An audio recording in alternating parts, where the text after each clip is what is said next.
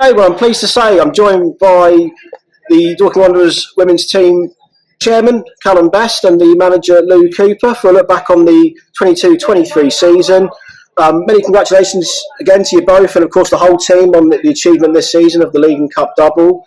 We're at Meadowbank Stadium, just ahead of the Players' Awards evening, taking place shortly. But less than a week on from that final day win.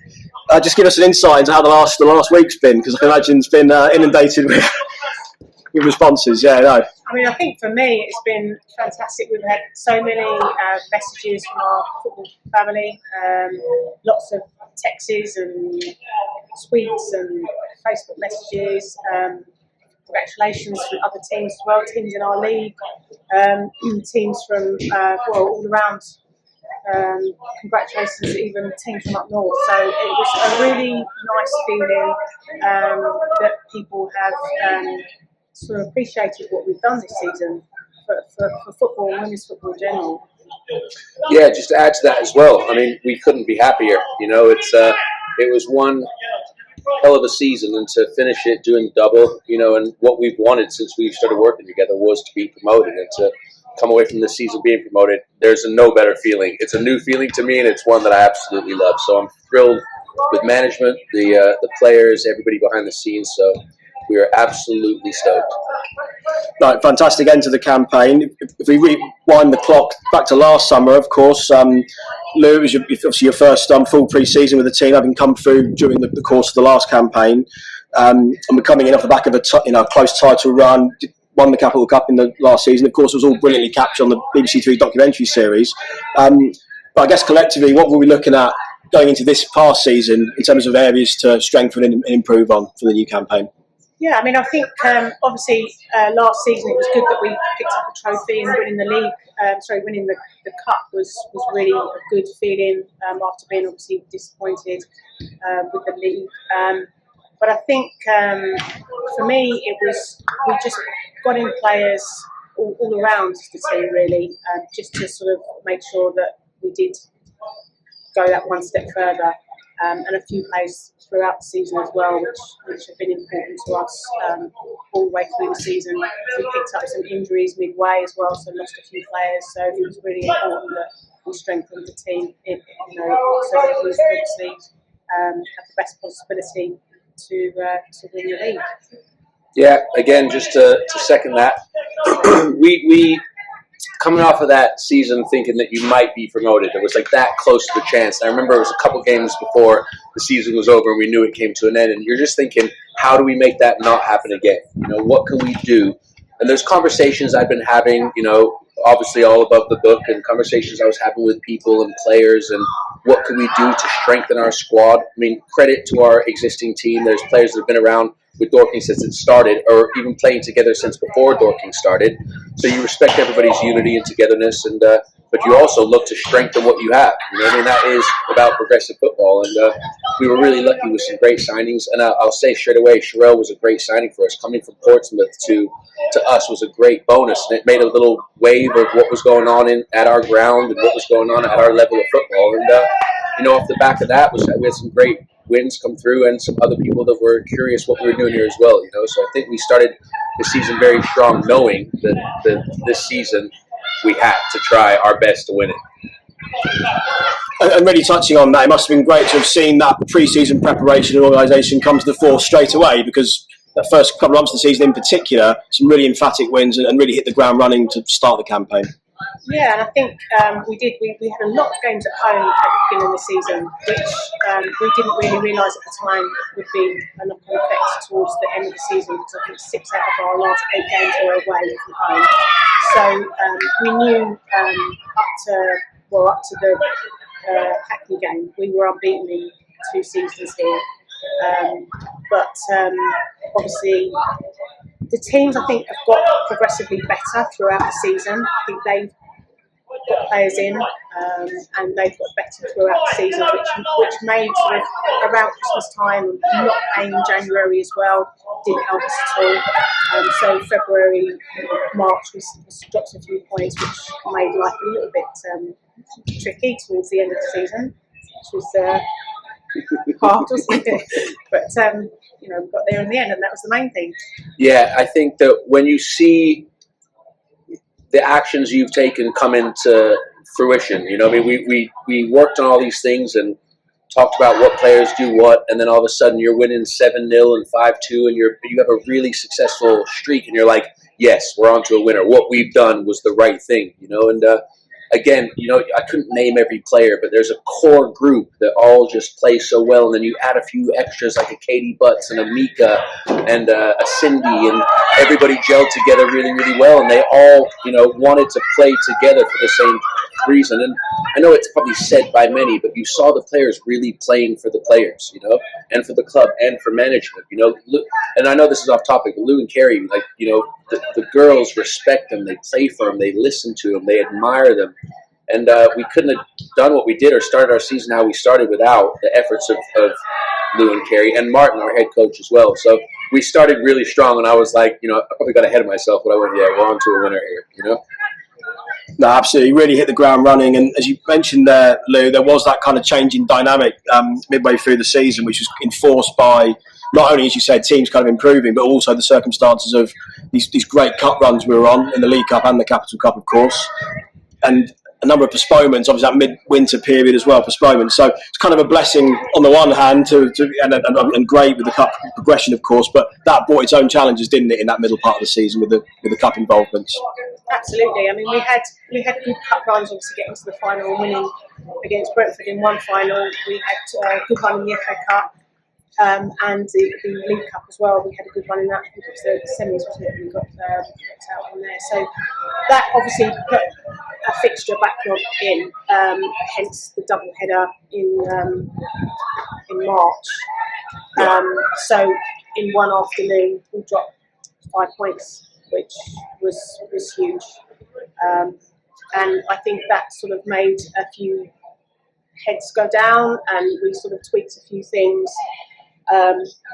Made a few changes in terms of how we approach training, just for that week or two, to maybe sort of change the way people were focused.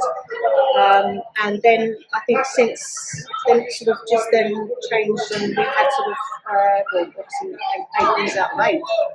Not bad. No, that's, I mean, it's not bad at all, is it? Yeah, absolutely. Yeah, it was a real galvanising moment, wasn't it? Yeah. From that difficult couple of games in that March period. Literally, as you said, it was an 8-game run straight after that. So I remember a similar thing happened last season where you hit this rut, things are on fire and everybody's great and you feel the energy and the atmosphere is good, and then all of a sudden there's this weird dynamic that shifts and you can't quite figure out what it is, but you feel it and you're going, okay, what can we do to fix it? And last season we fixed it as well, but I think by then we were just a little bit too far behind. But this season it was like, oh shit, this could now jeopardize this again. Let's learn from our mistakes. And I remember Lou and Mark and Carrie and everyone got together, and it was like, fuck what the table says. Let's focus on what is present right here, right now. Pass that message on to the players. It was a game by game by game. And the players understood the assignment. They felt it, and everybody just went all out. You saw people emotionally going for it. And, sometimes you can find places and clubs and teams and, people just want to go and play football. Respect. I love to just go and play football as well. But when it becomes more than that, that's when the success happens. And I think that's what this club holds. There's a real class to this place. There's just something about the energy here that makes sense. You're proud to bring people down. You're proud to say you're part of it. You know what I mean? And you see players playing for each other emotionally. And we went on a little 8-game, and it was like, God damn, it couldn't have happened, but it did happen. Absolutely. Just before we go in to that final run of games in a bit more detail, with the cups, obviously I got to as you mentioned, the semi-finals of the League Cup, and that involved beating Enfield, having a really tight contest here with Fulham in front of a record crowd, which is fantastic. So brilliant to see a measure of how far we've come to compete so well against those sides. And then, of course, just around the corner from that, we defended the Capital Cup successfully. So as much as it brought its challenges in relation to the league, 2 fantastic runs in the Cup as well this season. Yeah, it's been good, especially the back of the season as well. We've got 2 or 3 big injuries. Obviously, we lost Megan, Amber, and Sherelle for large periods of the season. So it made it. We made it hard for ourselves, but on the other side of that, I think it made us more determined, and it made us think, actually, we have no choice. We go out, we win this game, and as Callum said, we just take one game at a time, and I think the determination and the Dorking desire made us pull through every single game, and that was good. The girls worked hard for themselves. They're such a great team to coach and manage. And as Callum said, I couldn't speak more highly of this club. I think it has everything, and we have support right away down from Mark and for Callum as well, who do so much for the club, and it's good. It's good to all round because we all work together because we had one goal. I'll touch briefly. I absolutely love the FA Cup run that we have. I've enjoyed both seasons so much. And when we played, who did we go out against? Because they were a squad. I remember when it got announced, we were getting messages going, "Oh, that's going to be a tricky one for you." Yeah, I was getting messages saying that team's tough. Yeah. And they were tough. But it just shows were they a league above us or 2 leagues above us? I'm not quite sure if I remember politely. There were 2, but the season before they were 3 tiers. Yeah, but we battled hard, and there was a chance it could have happened, and I just went, "Ooh, we are so much more than where we're at." You know what I mean? Yeah. And to go ahead and then take the Capital Cup again as well, and the league as well. When we played against Fulham, it's Fulham's a huge club. It's right down the street. My old man used to play for him. You know what I mean? Now you think to yourself, that's a respected club.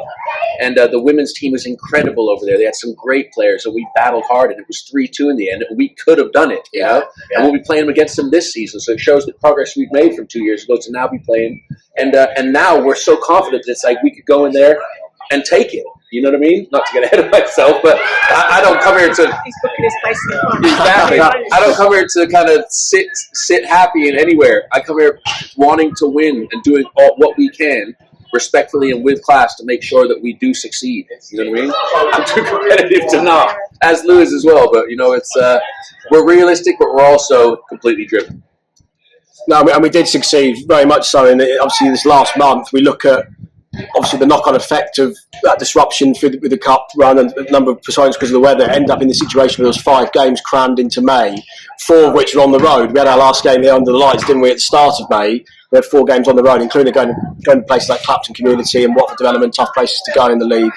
So I guess just give us an insight into that final run. It was quite condensed, but I know you named a very consistent lineup through that period as well, Lou. So I guess give us an insight of the last few games and that period.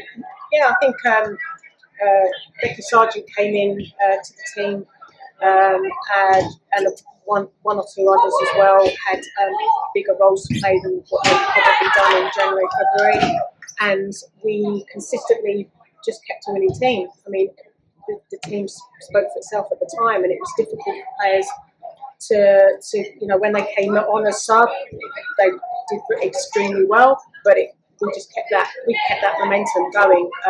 And as I said, when you get a result, it's difficult to change that team because they're getting you the results. Even with the schedule being like that, and this is Saturday, Tuesday, it's a winning side ultimately. Yeah. I think we played a Sunday and we played a Tuesday, and obviously it was a hard schedule towards the end. But nice goal.